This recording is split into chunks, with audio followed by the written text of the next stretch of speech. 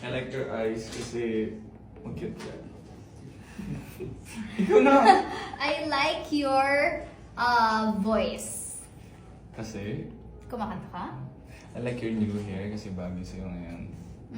I like your passion. Kasi talagang ginagawa mo I lahat. like your mindset kasi maayos. I like For future. Okay, I like your mind kasi ang daming iniisip. I like your height. Nang cute lang. I like your height din. Mhm. Oh, ano pa? I like you as an actress kasi ang galing mo. I like how you prepare for our scenes. I like your whole face kasi you're giving the face card always. I